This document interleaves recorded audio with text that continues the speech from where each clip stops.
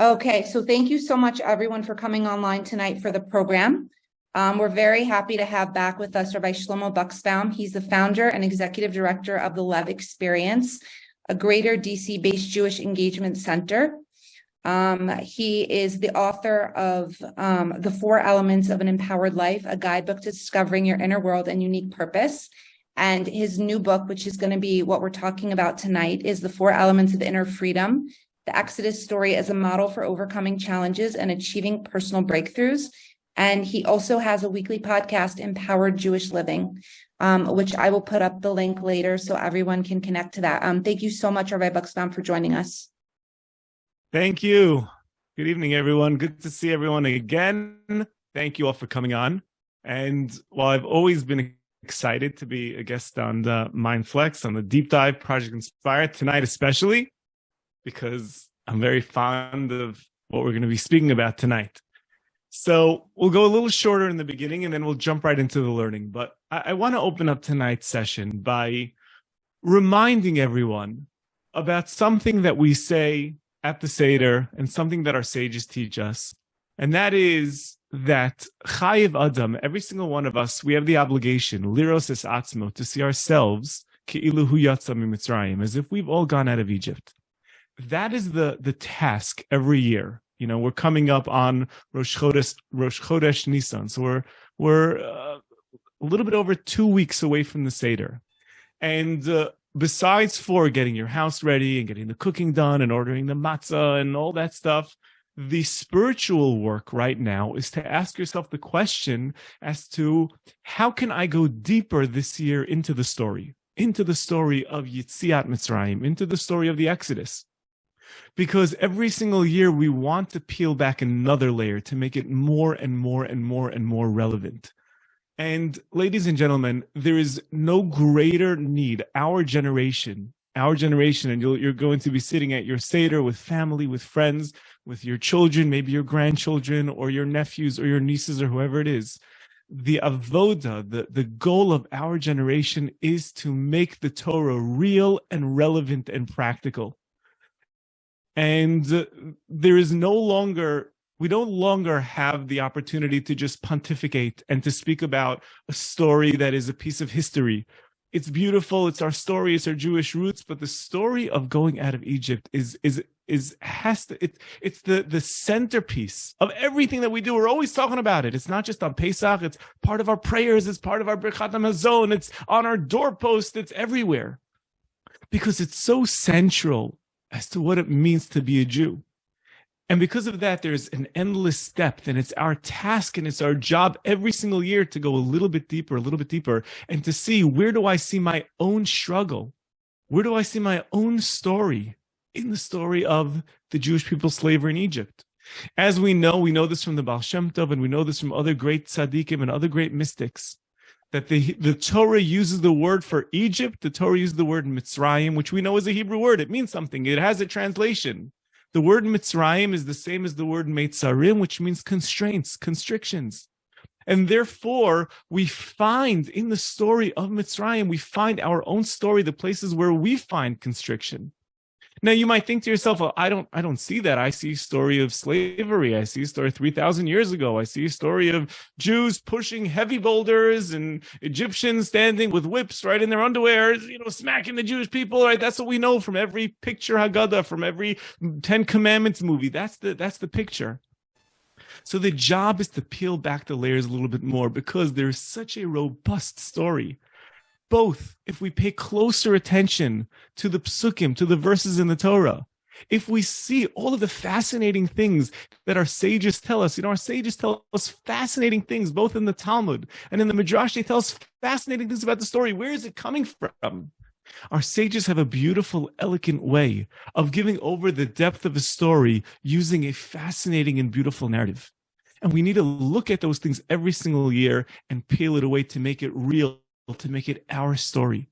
So that when you're sitting down at the Seder with your children, with your grandchildren, with your friends, with your nephews and your nieces, the discussion becomes, what does this have to do with every single one of us today in 2023? So the goal, this is like Danielle mentioned in the introduction, the book that I just released is called The 4 Elements of Inner Freedom. And it's the second in the 4 Elements series. And the idea behind the 4 elements, as you're going to see in the study packet, the idea is understanding a model of how we view ourselves. The 4 elements are an inner map. The 4 elements are a way to understand our inner world, that we are beings that are physical, we're emotional, we're intellectual, and we're spiritual. And we have these 4 elements of fire, wind, water, and earth that in Kabbalah, in many ancient traditions, in Kabbalah and mysticism, it's an inner map to understand ourselves. And when we sit down and we drink 4 cups of wine at the Seder, there's a much deeper message, a message about understanding our inner world. So tonight is a class, a learning, and followed by a short class that I hope you'll find interesting. I hope you'll find it exciting. I hope that it will give you something new to think about and to bring to your Seder, something fresh. Again, we'll have now about 30 minutes or so to really get into the learning so you could see some of the sources that I built the book upon. And then I hope towards the end to give a short class to kind of bring it home and really give you something that I hope you'll be able to take to your Seder and excite your family and friends, but most importantly, something that will give you an angle for personal growth as we approach the holiday of Passover. So, Danielle, should we send them off? Great. We're going to break out now. I hope you guys enjoyed the learning. I want to put a link here in the chat box. For the next 24 hours, if you go to Rabbi Buxbaum's website, you can purchase his book, The 4 Elements of Inner Freedom, which this program was based on tonight, for an additional 20% off. I'll put the code here in the chat box if you use the code INSPIRE. Also, I'm going to go ahead and put the link for Rabbi Buxbaum's weekly podcast as well. And I'm going to pass it back over to you, Rabbi Buxbaum. Okay, fantastic. Good. Everyone's back and your faces are shining. I hope the learning was good. I hope that it made sense. Hope that it gave you something to think about. We have some time now to unpack a little bit of what you just learned and maybe make some sense out of it if you were confused. Hopefully you found it interesting. As Danielle said, it's always, I told Danielle when we were offline, I said, it's so much fun. It really is so much. I'm sure we have writers over here. I'm sure lots of you have created things and put out books. And there's something so fun about doing the research and investigating and learning something new and getting this, siyata d'shmaya, this help from Hashem when you realize a new connection. And it really is a beautiful, beautiful, fun process. And then you go into Mitzrayim, you go into Egypt in the sense that you have to sell the book. And, someone once said that there's a conversation between a writer who wrote a best-selling book, a best-selling business book, and he met another author. I'm going to just change my screen back so I could see all of you. He met another author who was, a much more, polished author, a much more creative, artistic author. And the author said to the fellow, she was a woman, she said, I cannot believe that you are a best-selling author.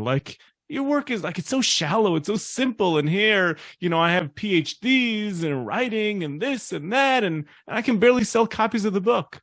So the fellow answered, he said, pay close attention. He said, I am a best-selling author. You're a best-writing author. I'm a best-selling author. So, part of it is the sell. So, so that's it's part of the fun of writing a book. But as Danielle said, for those of you, the book is available in your local bookstore. It's available on the publisher site, Mosaica Press. But really, for the next 24 hours, we're just keeping it. We're selling it through our own website, and if you'd like it, for 20% off. And in addition, Danielle, you forgot to say that if it means something to you, I'm happy to also personalize it for anyone that orders it through our site. You get a signed copy. Let's talk a little bit about the learning. Okay, so I want to show you right over here within the book a little image that we have in the book. Let's see if you could see it through here. You should be able to see it. Oh, there it is, right up on the camera. And you see a little triangle there. It's kind of in a way like Maslow's hierarchy of needs, if anyone is familiar with that. And the idea behind the triangle is to realize that all of the four elements exist inside of us. They represent a different inner realm. And if we think about ourselves, we know the construct. We've heard it many, many times. If you've seen Project Inspire retreats and they say, come to the mind, body, soul retreat, right? So we know that there's this construct of realizing that we are layered. We are layered in our inner world. We're complex. And we have a lot of different things going on, a lot of different parts of us. And the way we understand it from a place of psychology is we could say that we have our realm of physicality, where we connect, where we view ourselves as mortal beings, physical beings living in this physical world, a world where you got to eat and you got to sleep and you need shelter and you need to pay the bills and you have on a good day 120 years, and hopefully you'll make it to the end in good health. Yes, Bani, amen, right? There we go. But we move, and that's the physical realm. And in Kabbalah, we call that the earth element. And then as we move up in the triangle, we have the world of our emotions. We want to just do more than survive. We want to connect. We want pleasure. We want love. We don't want bread and water. We want sushi and pizza and steak, right? We want this journey to be one that's exciting and it's sweet. And the deepest level of that emotional realm is to learn how to have deep love and deep connection. But we can move on even beyond that and move higher up in the triangle. And then we get to the wind element. The wind element is the element of the intellect. And that is where meaning and purpose comes to play. That's when we become curious. That's where we navigate between what's false and what's real, what's emes and what's sheker. We become curious. We want to express ourselves. We find our voice. We create. And then we move even higher to the fire element, which we'll call the level of will. And it's over there that we move beyond just survival. We move beyond just emotions. We move beyond our ideas. And over there, that's the closest to how we really fully identify ourselves. Who am I? Who am I? Because we know you're bigger than your body. You're bigger than your feelings. You're bigger than your thoughts. It's really that point of the I, that highest point of the nefesh, that place where your lower soul touches your godly soul. That is the element of fire. And that's at the top of the triangle. That's where it comes to a point. And as you saw, the great Reb Chaim Vital says that all of our character traits, Reb Chaim Vital was a Kabbalist from the city of Tzfat. You've all been to Tzfat. Raise your hand if you've been to Tzfat. Beautiful, the beautiful city of Tzfat. So everyone knows the Arizal over there, but one of his teachers was Rabbi Chaim Vital. And Rabbi Chaim Vital, by the way, the concept of the four elements goes back to the earliest works of Kabbalah. It's discussed in the Sefer Yetzirah. It's discussed in the Medrash. It's discussed in the Talmud. The Rambam, Maimonides, talks about it. But this idea, the way Rabbi Chaim Vital presents it, is the most powerful way because he says, really, all of our character traits are rooted in one of the elements. Every trait is either a fire trait, a wind trait, a water trait, or an earth trait. I was sharing with Danielle also when you were in the breakout sessions, this idea of the four elements, it's an ancient idea, but it is so much now part of the discussion, both in the world of psychology, in the world of self-help, but also in the world of Torah, to the point that Disney, right? We watched these Disney movies. Everyone remember the movie Inside Out? Right, where they took the different emotions and they embodied them, right? They gave them little figures. There was sad and it was happy, So the next Disney movie, believe it or not, I think someone at Disney might have read my book. I don't know. But the next Disney movie, believe it or not, is called Elemental, where they literally give an embodiment. They have fire people, they have water people. So this idea, it's a wonderful, wonderful idea that for some reason, just, the Rabboni Shalom Hashem is just bringing it out to the open because it gives us such a beautiful model for us to understand ourselves. Reb Chaim Vital says that there are four major, let's call them defects. There are four major flaws in the elements. Four ways in which the elements might emerge in an ugly way. And if we can learn to properly direct each element, then we can really consider ourselves free. We could say that there are four ways which the Yetzer Hara, or code word, what the Torah calls Pharaoh or Paro. Paro is code word on, again, remember that the story of the Jewish people in Egypt is a historical account, but it's also a much deeper story. It's our story. And on that level, Paro is Pe-Ra.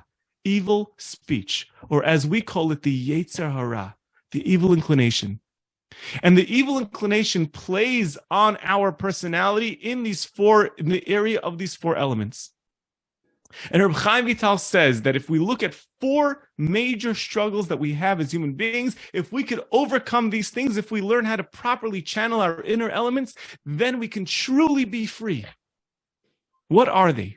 So you saw in the learning. Rabbi Chaim Vital says that the earth element is about sluggishness. Sluggishness, what is sluggishness? It could look like sadness. It could look like depression. It could look like laziness. It could look like anxiety. It's all the same. Because what? It's all coming from this fact that life is taking its toll. Life has become a chore. The earth element is heavy. When you stomp on earth too much, I know that I have a big pile in the backyard. When I bought my house, the previous owners of the house, they had a beautiful garden in the backyard. Beautiful garden. And right before they were about to sign the contract over to us, they said, just one thing that we ask of you, Buxbaums, please, please, please take care of our garden. And we told the previous owners, we said, we will do everything in our power. That garden is now a pitcher's mound for my kids. Why? Because they stomped it and they stepped on it and it's got no life left whatsoever. We did our best. But our kids decided that it's going to be their pitcher's mound. And it's looking pretty dead. And the earth element, it's heavy. And when we compact the earth element, when life takes its toll, when you've been around the bend too many times, eventually we get sour, we get stale, and we start looking at life not with the same rose-colored glasses. And that means the earth element that's taken its toll, that's sluggishness. Rabbi Chaim Vital says that the water element is temptation. We want to have pleasure, we want to have love. But there's something in us, there's a spark inside when we don't feel like we're fully connecting, when we feel that the people around us don't understand us, when we feel alone, even when we're with other people, what do? We look for escapes in unhealthy lust, in unhealthy pleasure. He goes to the wind element and he says, the wind element, remember, that's our intellect. And that's when we become confused in life and we start, he says that it also connects to communication, to speech. Speech is the way we express ourselves, but it's our thoughts and our speech. And when we get involved in falsehood, in sheker, in silliness, when we become confused, when we become the victim of, what they call today, what do they call fake media, false media, fake news, right? When we're influenced by other people's ideas and we don't have the freedom to really develop our own voice, that is another flaw. And then finally, fire, when we don't really feel good about ourselves, this is who I am, this is the genuine, authentic me, then we cover ourselves over with things that will give us false pride. My house is nice, my car is nice, my clothes are nice, my shoes are nice, my pocketbook is nice, my wife is nice, or whatever it is, that all of these things that boost up our ego and make us and give us a sense of self-worth, not authentic from who we are, but rather from our things. Now, we can't go through it tonight because we don't have enough time. But if we really pay close attention to the Jewish people in Egypt, we find that Egypt was so much more than just whips and pushing bricks. But we see hints both in the Torah and in the words of our rabbis, and that's what we go through in the book. We see that there's so many subtle hints. One example. Let's talk about the water element. We know the very first time we hear Egypt in the entire Torah is before the Jewish people went down. Who remembers? Put it in the chat. The very first time that we hear about Egypt in the Torah. Drop it in the chat.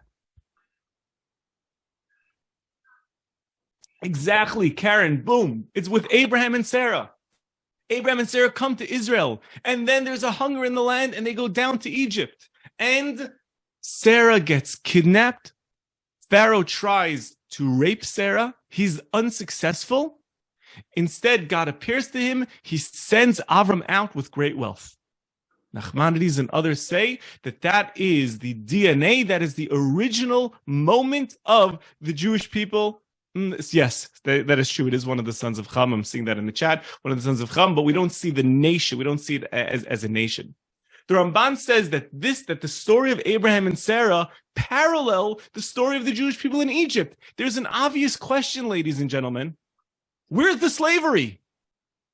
Doesn't say that Abraham was enslaved there. All it says is that Sarah was kidnapped. The second time that we see Mitzrayim, Egypt, is when Yosef is sold down, and he goes down and he barely took his shoes off, and he's being asked to take his pants off, right? His master's wife is seducing him. Every single time we're exposed to Egypt, we're seeing the immorality of the nation.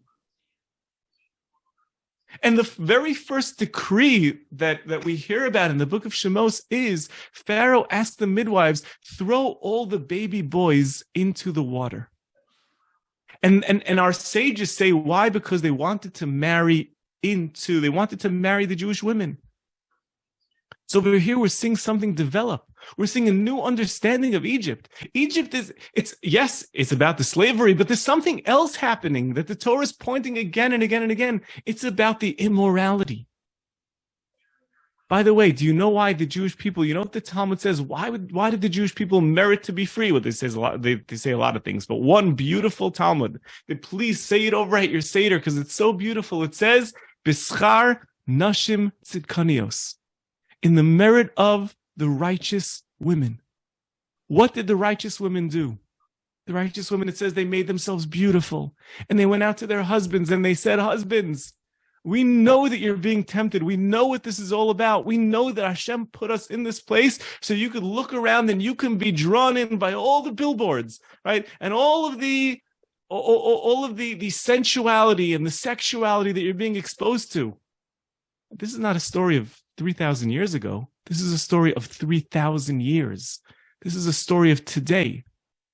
And the women say, we're not going to let you get sucked into that. We're going to show you that this entire, this midah, this character trait of pleasure, of lust, of temptation is something holy and it's something beautiful. And it says that they would become intimate and they would have marital relations in a private space out in the field. And that's the way the Jewish people were born, out of a deep, beautiful intimacy.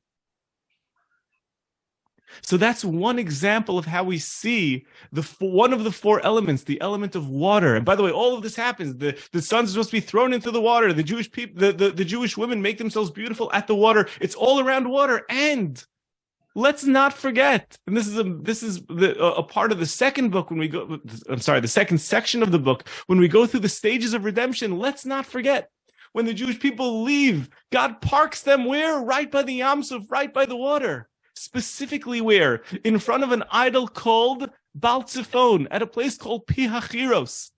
Our rabbis describe this place, and they say it were two huge rocks in the form of a male and female, a very promiscuous sight. And it was over here that the Egyptians would come and they would do their partying. Right? This is where the nightclubs were, the Egyptian nightclubs, right here by Baal Tzifon, by Pi Hachiros. And it was called Pi Hachiros, the mouth of freedom, because it was at this place that the Jewish people were tested. You're free now. So party, get your party on, go nuts. This is where the Egyptians party, and now you're free to party. What did the Jewish people do? They say, no, that's not why we became free. We became free because we are here to serve God, to move forward. And what does God do? God says, if that's the case, I'm going to split the water. Why split the water? Because the water element is the element that corresponds to pleasure and lust.